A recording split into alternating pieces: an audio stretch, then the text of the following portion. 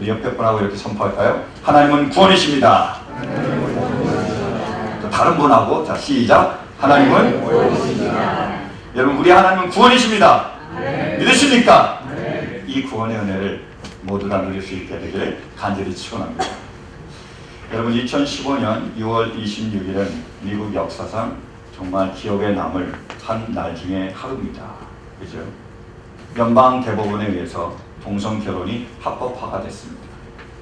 그래서 공식적이고 제도적으로 미국은 기독교 국가에서 반기독교 국가로 바뀌었습니다.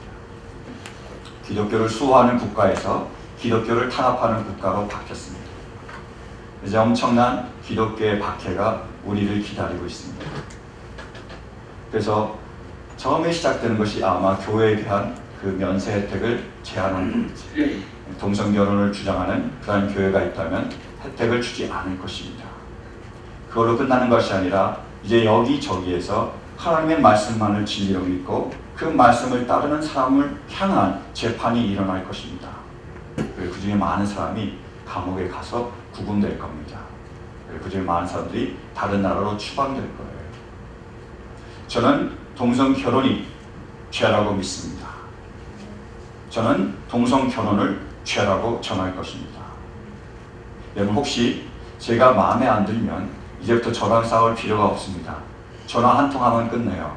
우리 교회 목사님이 있는데 이 목사님이 동성 결혼을 죄라고 선포합니다 라고만 얘기하면 언제든지 저는 이 강대상에서 서지 못하게 될 겁니다. 그래서 저는 서서히 지금 감옥 갈 준비를 하고 있습니다. 여러분 만약에 제가 보이시지 않으면 제 아내와 제 자녀들을 부탁합니다. 농담이 아니라요. 진담입니다. 이미 그 일들이 이루어지고 있습니다. 언젠가 우리가 맞이할 현실이라는 거죠. 하나님의 말씀이 진리라고 수고하고 그 말씀을 선포하는 수많은 사람들이 앞으로 강대상에 설 수 있는 자격을 많이 잃게 될 것입니다. 이것이 지금 우리에게 나타나는 현실입니다. 놀라지 않은 것은요, 이것이 바로 기독교의 지금까지의 피 묻은 역사입니다. 그 역사는 지금까지도 흘러갔고요, 앞으로도 그렇게 흘러가게 될 것입니다. 여러분 그러면 우리 그리스도인에게 희망이 있습니까? 이런 상황에서 우리가 무엇을 보고 주님을 따라갈 수 있습니까? 저는 오늘 본문 말씀을 통해서 우리 모두가 희망을 찾을 수 있게 되길 간절히 바랍니다. 실은 오늘 말씀 이전까지 바울 사도는요, 더 암흑 같은, 더 지륵 같은 절망에 대해서 이야기하고 있었습니다. 한번 말씀 보실까요? 로마서 3장 20절이요. 시작. 그러므로 율법의 행위로는 하나님 앞에서 의롭다고 인정받을 사람이 아무도 없습니다. 율법으로는 죄를 인식할 뿐입니다. 율법으로는 율법 앞에서는 그 행위로 아무도 의롭다 받을 사람이 없습니다. 의는 없나니 하나도 없다는 거예요. 다 죄인입니다. 근데 죄의 값은 사망이에요. 그러니까 뭐지요? 다 죽게 됐다. 다 영원한 멸망으로 가게 됐다. 다 들으십시오. 우리 모두는 다 영향받을 수밖에 없습니다. 이것이 지금까지 바울 사도가 선포한 거예요. 그 완전한 절망 가운데 그럼 희망이 있습니까? 할렐루야, 있습니다. 오늘 말씀부터 반전이 일어나는 거예요. 보실까요? 21절이요. 시작. 그러나 이제는 율법과는 상관없이 하나님의 의가 나타났습니다. 그것은 율법과 예언자들이 증언하는 것입니다. 아멘. 이전까지는 우리가 절망이었지만, 이전까지는 우리에게 희망이 없었지만, but 그러나 now 이제는 우리에게 희망이 있습니다. 왜요? 하나님의 의가 나타났기 때문입니다. 하나님의 구원이 선포됐기 때문입니다. 하나님이 그 구원을 이루실 것이기 때문입니다. 여러분, 우리에게 희망이 있습니다. 우리에게 구원이 있습니다. 이 모든 것을 이루실 하나님의 의가 나타나기 때문입니다. 우리 모두 이 하나님의 의를 붙잡을 수 있게 되길 간절히 바랍니다. 그래서 모든 절망에서 희망으로 나올 수 있게 되길 간절히 바랍니다. 생명을 노래하며 찬양하는 우리 모두가 될 수 있기를, 하나님의 승리를 함께 누릴 수 있는 우리 모두가 될 수 있기를 간절히 축원합니다. 그러면 하나님의 의가 뭐죠? 22절 말씀 보실까요? 그런데 하나님의 의는 예수 그리스도를 믿는 믿음을 통하여 오는 것인데 모든 믿는 사람에게 미칩니다. 거기에는 아무 차별이 없습니다. 아멘. 하나님의 의란 첫 번째로 하나님의 의입니다. 다시 말해서 우리의 의가 아니라, 우리가 노력해서 우리가 몸부림쳐서 얻을 수 있는 의가 아니라 하나님께서 우리를 위해서 베푸신 은혜이자 하나님만이 하실 수 있는 의입니다. 그 구원이 바로 하나님의 의입니다. 우리 에스겔서 말씀 보실까요? 에스겔서요. 시작. 에스겔서 말씀 보시겠습니다. 에스겔서 36장 시작.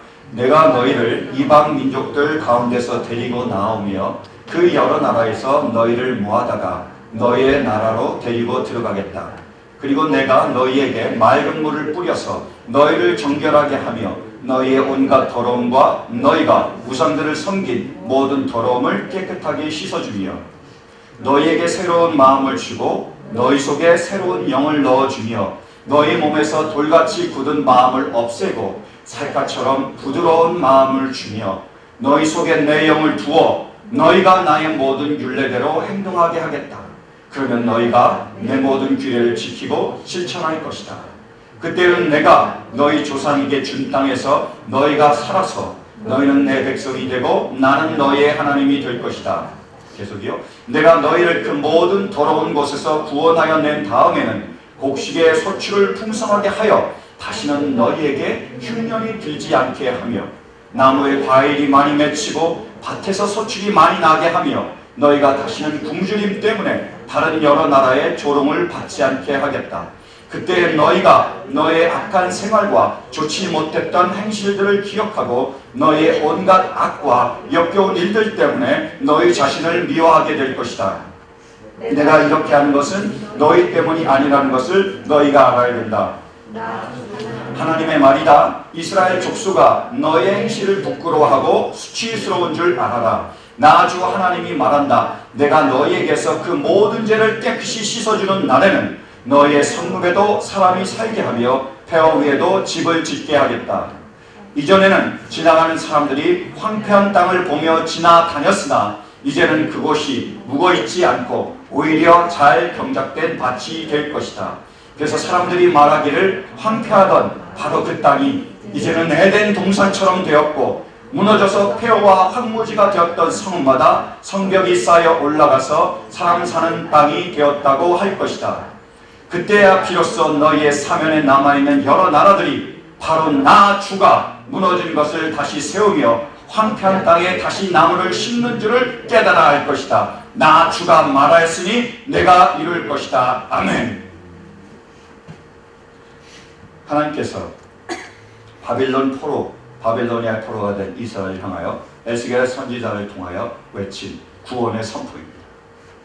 하나님께서 말씀하고 계십니다. 선포하고 계세요. 이제 구원을 너에게 베풀겠다고요. 그래서 우리의 모든 더러운 마음을 씻으셨다고요. 그리고 우리로 하여금 하나님의 말씀을 순종케 하시겠다고 약속하고 계십니다. 그러면 우리의 모든 흉년이 풍년으로 바뀌고 우리의 황폐한 땅이 에덴 동산처럼 될 것입니다. 그리고 우리의 모든 사망이 생명으로 바뀌고 우리의 모든 절망이 희망으로 바뀌게 될 것입니다. 이 구원이 이루어집니다. 이 구원이 선포가 된 거예요. 근데 그 구원을 이루실 분이 누구시라고요? 하나님이십니다. 하나님께서 말씀하셨고 하나님께서 이루실 거라고 또한 말씀하고 계십니다. 구원은 하나님의 의입니다. 그러나 아직도 많은 사람들이 자기의 의로 이 구원을 이루려고 합니다. 때로는 몸부림치고 때로는 노력합니다. 안타까운 것은 우리가 허우적거리면 허우적거릴수록 우리는 절망의 늪에 더욱더 빠져갈 뿐입니다. 우리를 구원하실 분은 누구시라고요? 하나님이십니다. 하나님만을 의지할 때, 하나님을 따를 때 이루어진다는 거예요. 그래서 하나님께서는 정말 자기의 의로 구원을 이루려는, 자기의 의로 자기가 주인 것처럼 살아가려는 그 사람들을 향해서 다음과 같이 책망하셨습니다. 보실까요? 예레미야 1장 13절이요. 시작. 참으로 나의 백성이 두 가지 악을 저질렀다. 하나는 생수의 근원인 나를 버린 것이고 또 하나는 전혀 물이 고이지 않는 물이 새는 웅덩이를 파서 그것을 샘으로 삼은 것이다. 자기의 노력으로, 자기의 몸부림으로, 자기의 의로 구원을 이루려는 그 사람들 향해서 주님은 지금도 선포하십니다. 너희는 두 가지 악을 행하고 있다. 하나는 생수의 근원이 되는, 구원의 근원이 되는 나를 잊어버린 것이고, 또 하나는 너희들 스스로 웅덩이를 파는 건데 그것은 터진 웅덩이다 라고 말씀하고 계십니다. 구원은 하나님께 달려 있습니다. 그것은 하나님의 의입니다. 사랑하는 성도 여러분, 정말로 하나님만이 하실 수 있음을, 그분의 의임을 믿음으로 고백할 수 있는 우리 모두가 되시기를 간절히 축원합니다. 그럼 하나님께서는 어떻게 이 구원을 이루실까요?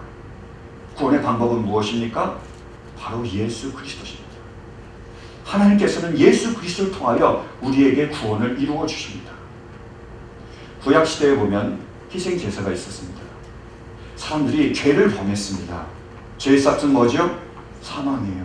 그들이 죽어야 되는 거예요. 근데 죽을 수 없잖아요. 그래서 한 게 뭡니까?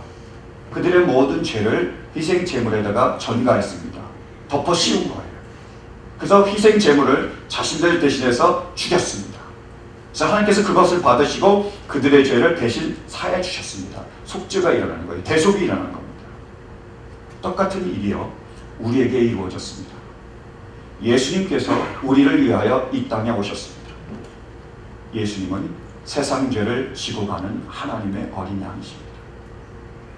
그분이 우리를 위해서 오셨고 우리는 우리의 모든 죄를 그분에게 덮어주셨습니다. 그래서 그분께서 그 모든 무거운 짐을 지시고 그 더러운 짐을 지시고 십자가에 오르셨습니다. 거기서 돌아가시고 희생 제사를 단 한 번에 완전하게 이루셨습니다. 다 이루셨다고 말씀하셨습니다.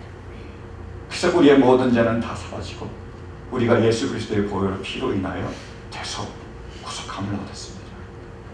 하나님은 예수 그리스도를 통하여 구원을 이루셨습니다. 그래서 요한복음 14장 6절에 주님은 말합니다. 내가 곧 길이요 진리요 생명이니 나로 말미암지 않고는 아버지께로 올 자가 없느니라. 주님만이 오직 길이며 주님만이 오직 진리며 주님만이 오직 생명이 되십니다. 주님을 통해서 구원이 이루어집니다. 그 외에는 다른 어떤 이름이 없습니다. 천하인간의 구원을 얻을 만한 다른 이름을 우리에게 주신 일이 없습니다. 예수 그 이름만이 오직 구원의 유일한 이름입니다. 사랑하는 성도 여러분, 예수만이 구원의 유일한 이름입니다. 이 말씀을 붙잡으시게 되길 간절히 바랍니다. 그러면 어떻게 예수 그리스도의 그 보혈의 능력이 우리 가운데서 역사할 수 있습니까? 어떻게 그 능력이 나타납니까? 바로 우리가 그 보혈의 피, 그 능력을 믿을 때에, 우리가 예수님을 믿을 때에 그 구원의 능력이, 그 보혈의 역사가 우리 가운데서 이루어집니다. 우리 다시 본문 말씀 보실까요? 3장 22절이요. 시작. 그런데 하나님의 의는 예수 그리스도를 믿는 믿음을 통하여 오는 것인데 모든 믿는 사람에게 미칩니다. 거기에는 아무 차별이 없습니다. 아멘. 하나님의 의가 어떻게 온다고요? 예수 그리스도를 믿는 믿음을 통하여 우리에게 옵니다. 예수님을 믿을 때에 우리에게 구원이 있습니다. 여러분, 예수를 믿는 우리 모두가 될 수 있기를 간절히 축원합니다. 예수님은요, 말씀이십니다. 말씀이 예수님으로 오셨고 예수님은 또한 말씀입니다. 예수님을 믿는다는 말은, 그 의미는 바로 말씀을 믿는다는 의미입니다. 말씀만이 진리임을 믿는다는 의미입니다. 구원이 누구에게 나타난다고요? 하나님의 말씀만을 진리로 믿는, 그 말씀을 아멘으로 받는 자들에게 나타납니다. 그 구원의 역사가 그것을 통해서, 우리의 믿음을 통해서 나타난다고 말씀하고 계십니다. 사랑하는 성도 여러분, 정말로 하나님의 말씀만이 진리임을 믿으십니까? 진리임을 믿으십니까? 우리 모두가 이 말씀만을 진리로 믿는 그 은혜가 있을 수 있게 되길 간절히 바랍니다. 며칠 전이었습니다. 제가 어떤 성도님하고 얘기를 나눴어요. 근데 동성 결혼에 대한 얘기가 나왔습니다. 그분이 저에게 이렇게 물으시더라고요. 목사님, 동성 결혼을 하는 자는 지옥에 갑니까? 안 갑니까? 여러분 어떻게 생각하세요? 동성 결혼을 하는 사람은 지옥에 갑니까? 안 갑니까? 제가 그분에게 이렇게 오히려 물었습니다. 성도님, 그 동성 결혼을 하는 사람이 성경 말씀을 진리로 믿습니까? 안 믿습니까? 이렇게 물었어요. 우리 말씀 보실까요? 로마서 1장 26절 27절이요. 시작. 이런 까닭에 하나님께서는 사람들을 부끄러운 정욕에 내버려 두셨습니다. 여자들은 남자와의 바른 관계를 바르지 못한 관계로 바꾸고, 또한 남자들도 이와 같이 여자와의 바른 관계를 버리고 서로 욕정에 불탔으며 남자가 남자와 더불어 부끄러운 짓을 하게 되었습니다. 그래서 그들은 그 잘못에 마땅한 대가를 스스로 받았습니다. 아멘. 지금 바울 사도가 무엇에 대해서 얘기하고 있죠? 동성애에 대해서 얘기하고 있습니다. 이 동성애가 어떤 것이라고요? 32절이요. 시작. 그들은 이와 같은 일을 하는 자들은 죽어야 마땅하다는 하나님의 공정한 법도를 알면서도 자기들만 이런 일을 하는 것이 아니라 이런 일을 저지르는 사람을 두둔하기까지 합니다. 이런 사람들이 어떻다고요? 죽어야 마땅하다는 거예요. 동성애가 죄입니까? 아닙니까? 죄라는 거예요. 그래서 제가 여쭤본 게, 이 하나님의 말씀을 그분이 진리로 믿으십니까? 라고 여쭤봤습니다. 보십시오. 동성애를 하는, 그래서 동성 결혼을 한 한 사람이 있습니다. 이분이 말씀을 들었습니다. 하나님의 말씀만이 진리임을 믿었습니다. 그럼 어떻게 될까요? 동성애가 죄임을 깨닫습니다. 그래서 이제까지 동성애를 통하여 멸망으로 가는 길에서 회개합니다. 회개가 뭐죠? 돌아서는 거예요. 어디로 갈까요? 하나님의 말씀이 진리만을 인정하고 아멘으로 그 말씀을 받아들이며, 그래서 하나님의 말씀을 따라 주님을 따라 주님과 함께 천국을 향해 가는 겁니다. 근데 만약에요, 동성 결혼을 하는 사람이 있습니다. 그 사람의 말씀을 들어서 읽었습니다. 들었습니다. 근데 말씀이 진리로 믿지 않았습니다. 어떻게 될까요? 회개할 필요가 없습니다. 동성애가 죄가 아니에요. 그래서 어떻게 되죠? 계속 동성애를 하고 계속 멸망의 길을 가서 어디요? 지옥에 갑니다. 동성 결혼을 한 사람, 하지 않은 사람, 지옥에 가느냐 못 가느냐의 문제가 아니라 더 중요한 질문은 뭐지요? 그 사람이 하나님의 말씀을 진리로 믿느냐 믿지 않느냐입니다. 여러분, 하나님의 말씀을 진리로 믿는 자는 반드시 천국에 갑니다. 천국에 가는 사람만이 하나님의 말씀을 진리로 믿을 수 있습니다. 그러나 하나님의 말씀을 진리로 믿지 않는 자는 반드시 지옥에 갑니다. 지옥에 가는 자는 절대로 하나님의 말씀을 진리로 믿지 못합니다. 그것이 성경의 증거입니다. 중요한 게 뭐죠? 하나님의 말씀을 진리로 믿는 하나님의 은혜이며 우리의 반응입니다. 그럼 여러분, 간절히 주님의 말씀을 잘합니다. 하나님의 말씀이 진리임을 믿으십니까? 네. 하나님의 말씀이 진리임을 믿으십니까? 네. 이 말씀만을 진리로 믿는 우리 모두가 될 수 있기를 간절히 바랍니다. 그때 우리에게 구원의 역사가 나타납니다. 이 진리의 말씀이 우리에게 무엇을 약속하고 있습니까? 보실까요? 로마서 8장 28절이요. 시작. 하나님을 사랑하는 사람들, 곧 하나님의 뜻대로 부르심을 받은 사람에게는 모두들이 서로 협력해서 선을 이룬다는 것을 우리는 압니다. 뭐라고요? 하나님이 선택하신 그 사람, 그 부르신 사람에게는 모든 것이 합력하여 선을 이룹니다. 그럼 하나님이 이루시고자 하는 선이 뭐지요? 설명이 되고 있습니다. 29절 30절이요. 시작. 하나님께서 미리 아신 사람들을 택하셔서 자기 아들의 형상과 같은 모습이 되도록 미리 정하셨으니 이것은 많은 형제 가운데서 맏아들이 되게 하시려는 것입니다. 그리하여 하나님께서는 이미 정하신 사람들을 부르시고 또한 부르신 사람들을 의롭게 하시고 의롭게 하신 사람들을 또한 영화롭게 하셨습니다. 모든 것을 합력하여 선을 이루시는 하나님의 뜻, 그 선이 뭐냐? 하나님께서 우리를 선택하시고 우리를 부르셔서 우리를 의롭게 하시고 우리를 영화롭게 하시다는 말입니다. 그래서 우리를요, 예수님과 같은 형상으로 변화시킵니다. 예수님의 구원을 우리가 누리게 하시겠다고 약속하고 계십니다. 그것이 우리를 향한 하나님의 약속입니다. 여러분, 정말로 이런 일이 일어날까요? 일어납니다. 31절이요. 그렇다면 이런 일을 두고 우리가 무엇이라고 말할 수 있겠습니까? 하나님이 우리 편이시면 누가 우리를 대적하겠습니까? 아멘. 어떻게 이런 일이 일어난다고요? 하나님이 우리 편이시라는 거예요. 하나님이 우리를 지키시고 하나님께서 이루시겠다고 약속하고 계십니다. 그래서요, 이 일은 일어나며 이미 이 일은 일어났습니다. 그 어떤 것도 하나님의 뜻을 막을 수 있을까요? 그 어떤 것도 우리를 그리스도의 형상으로 바꾸시는 하나님의 뜻을 막을 수 있습니까? 그 어떤 것도 우리의 구원을 막을 수 있습니까? 보실까요? 35절이요. 시작. 누가 우리를 그리스도의 사랑에서 끊을 수 있겠습니까? 환난입니까? 공고입니까? 박해입니까? 굶주림입니까? 헐벗음입니까? 위협입니까? 또한 칼입니까? 그 어떤 것도 이것을 막을 수 없습니다. 하나님이 열면 닫을 자가 없고 하나님이 닫으시면 열 자가 없습니다. 하나님께서 우리 편히 서서 하나님께서 함께 하시기에 그 어떤 것도 막을 수가 없습니다. 환난과 공고도요, 핍박과 기근도요, 감옥도요, 목에 칼이 필요하도요, 이것을 막을 수는 없습니다. 왜요? 하나님께서 우리 편이시기 때문입니다. 결론이 뭐죠? 37절이요. 시작. 그러나 우리는 이 모든 일에서 우리를 사랑하여 주신 그분을 힘입어서 이기고도 남습니다. 할렐루야. 뭐라고요? 우리가 이기고도 남는데요. 뭐라고요? 우리가 패배자가 아니고 승리자라고 말씀하고 계십니다. 왜요? 하나님이 승리하셨기 때문에. 정말로 이 말씀을 믿을 때에 하나님은 우리를 승리케 하십니다. 구원을 이루시다는 걸, 구원을 누리게 하시겠다고 약속하고 계십니다. 근데 문제는 우리 현실로 돌아가 보면 어떻습니까? 정말로 절망스럽습니다. 너무나 힘들지요, 그죠? 어떤 성도님이 얘기하시더라고요. 일을 나갈 때는 부시시, 일 끝나고 돌아올 때는 꾀저죄. 그래서 우리의 인생이 부시시 꾀저죄합니다. 아무리 노력해도 재정적으로 별로 나아지는 것 같지 않아요. 그리고 될 듯 하는데 이놈의 신분 문제는 해결이 안 됩니다. 그렇죠? 아직도 철문이에요.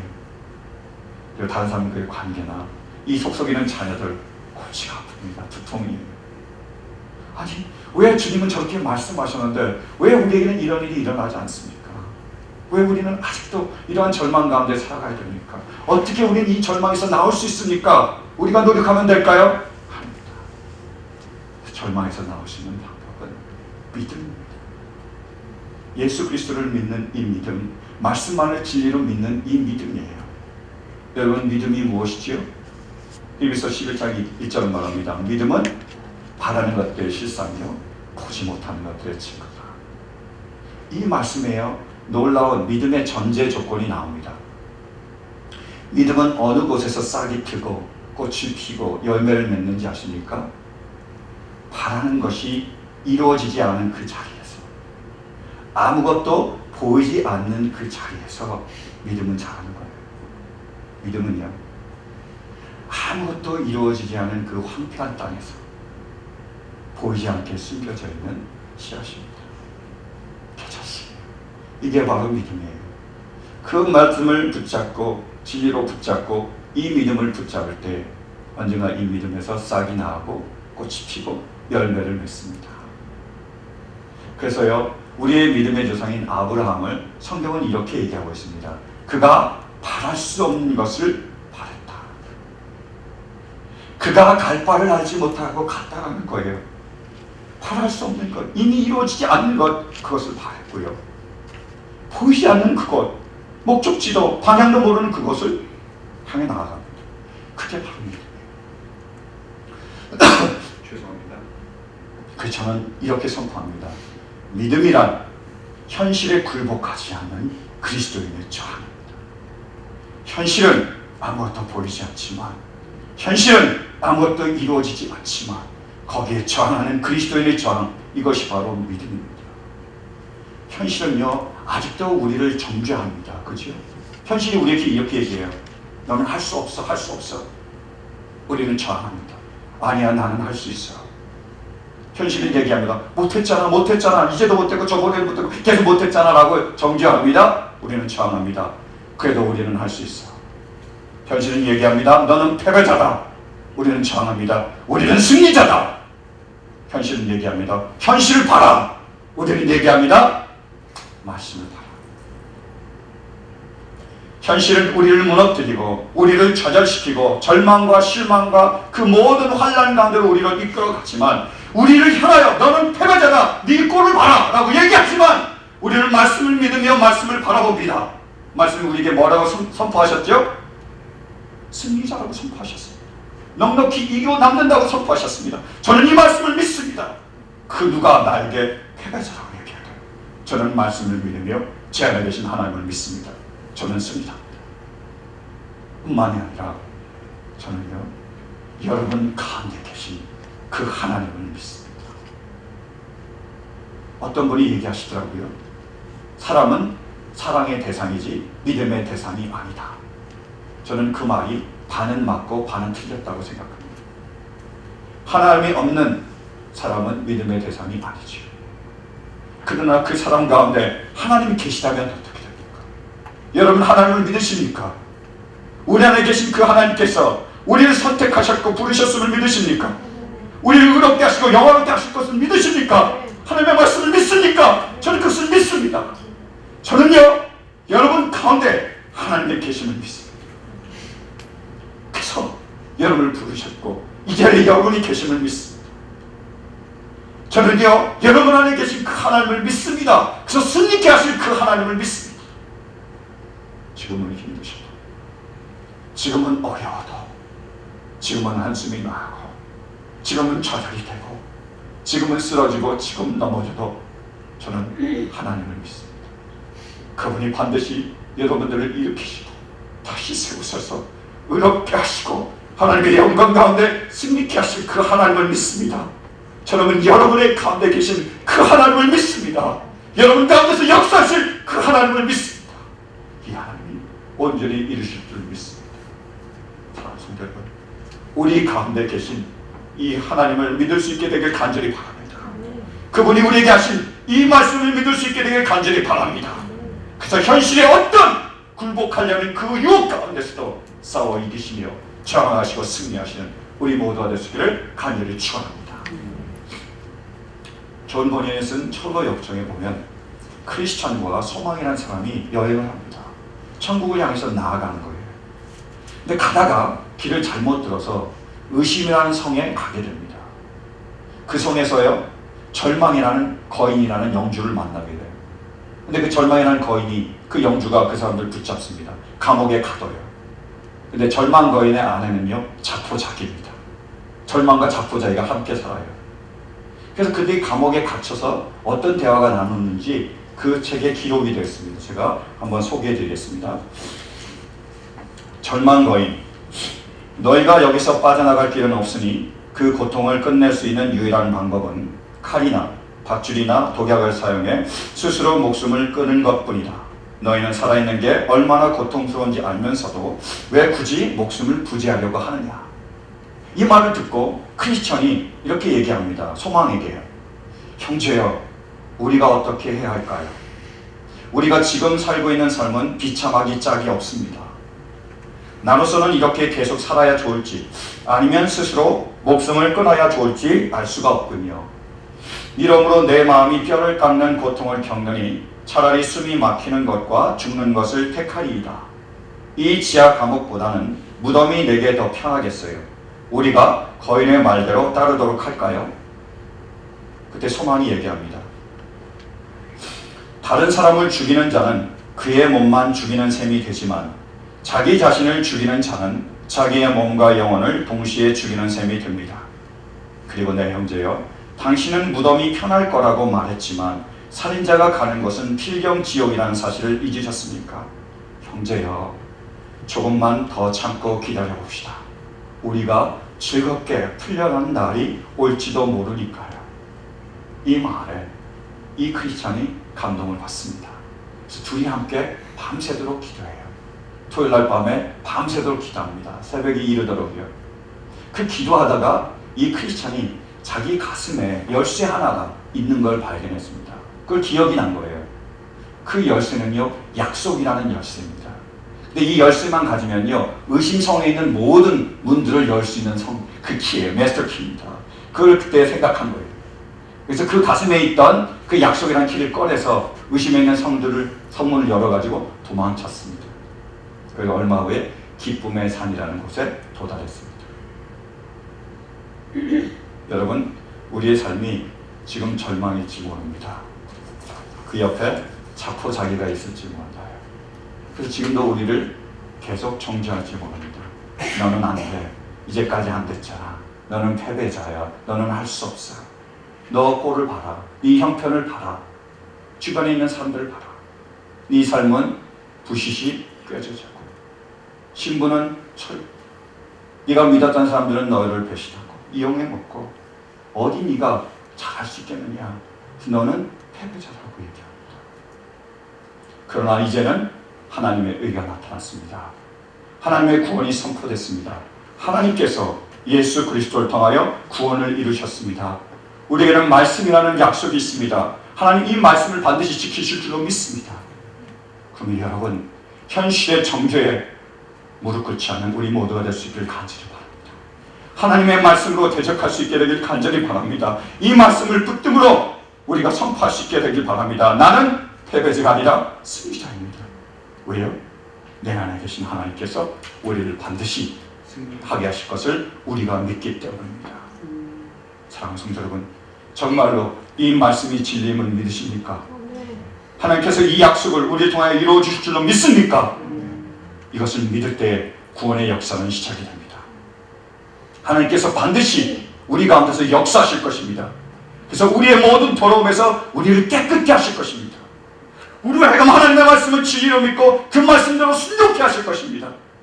그래서 우리의 흉년을 풍년으로 바꾸시고, 우리의 모든 황폐한 땅을 에덴 동산으로 바꾸시고, 우리의 모든 죽음을 생명으로 바꾸시고, 우리의 모든 절망을 희망으로 바꿀 줄로 믿습니다. 사랑하는 성도 여러분, 이 말씀이 진리입니다. 이 말씀을 진리로 믿는 그런 내가 우리 모두 가운데 임할 수 있게 되길 간절히 바랍니다.